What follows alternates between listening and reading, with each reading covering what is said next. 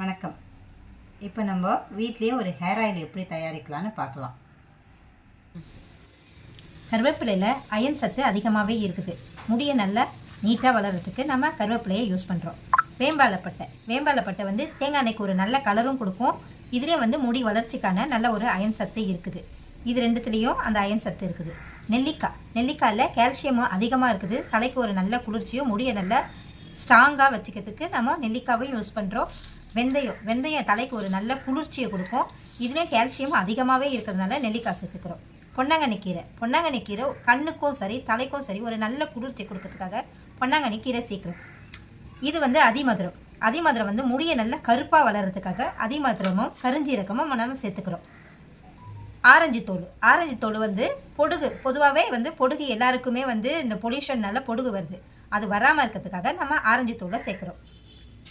அது கூடவே இது வந்து செம்பருத்தி இலை. இது நம்ம எல்லாருமே தேங்காய் எண்ணெயில் சேர்ப்போம். ஏன்னா இது வந்து தலைக்கு ஒரு நல்ல குளிர்ச்சி கொடுக்கும். முடி ஒரு ஷைனிங்காக வச்சுக்கிறதுக்காக செம்பருத்தி இலையும் செம்பருத்தி பூவும் சேர்க்குறோம்.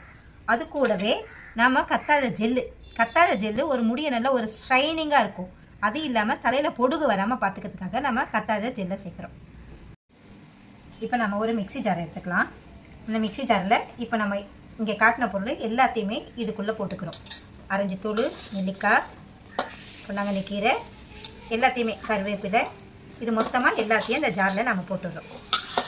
எல்லாத்தையும் இப்படி ஜாரில் போட்டுட்டு இது கூட கத்தாழை ஜெல்லு, இந்த செம்பருத்தி இலை, செம்பருத்தி பூ, இது எல்லாத்தையுமே போட்டு நம்ம இப்போது அரைச்சி எடுத்துக்க போகிறோம்.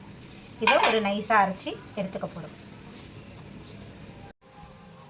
இந்த மாதிரி அரைச்சி நம்ம எடுத்துக்கிறோம். அரைச்சி எடுத்ததை இந்த மாதிரி ஒரு காட்டன் பேகு, இந்த மாதிரி ஒரு சின்னதாக ஒரு காட்டன் பேகு எடுத்து இந்த அரைச்சதை இதுக்குள்ளே நம்ம இப்போ சேர்க்குறோம். இந்த காட்டன் பேக்கில் போட்டுட்டு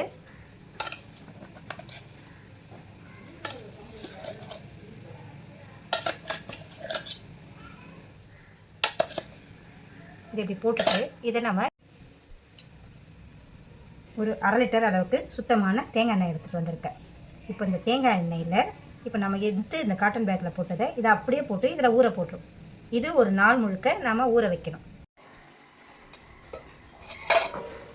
ஒரு நாள் ஊறினதுக்கப்புறம் இந்த எண்ணெய் பாருங்கள், நல்ல கலராக அந்த கலர் எவ்வளோ நல்லா வந்திருக்குது பாருங்கள். இப்போ சிம்மில் வச்சு இந்த எண்ணெயை நம்ம காசி எடுக்க போகிறோம். இந்த சலசலப்பு அடங்குற வரைக்கும் நம்ம காய்ச்சணும். இங்கே பாருங்கள், இந்த வேம்பாலப்பட்டை போட்டது என்ன ஒரு சிகப்பு கலர் எவ்வளோ நல்லா இருக்குது பாருங்கள். அவ்வளோதான். இப்போ இந்த எண்ணெயோட சலசலப்பெல்லாம் அடங்கிடுச்சு. எண்ணெயும் அதில் இருக்க சாறு ஃபுல்லாகவே இதில் இறங்கிடுச்சு. அவ்வளோதான். இப்போ இந்த துணியை எடுத்துகிட்டு நம்ம இந்த எண்ணெய் யூஸ் பண்ணலாம். இந்த துணியில் இருக்கிறத நம்ம புழிஞ்சி அந்த எண்ணெயோட மிக்ஸ் பண்ணி வச்சிடலாம். இந்த எண்ணெயை பாருங்கள் எவ்வளோ நல்லாயிருக்கு. இந்த எண்ணெயை புழிஞ்சி எடுத்துட்டோம். இந்த எண்ணெயை ஒரு கண்ணாடி பாட்டிலில் ஊற்றிட்டு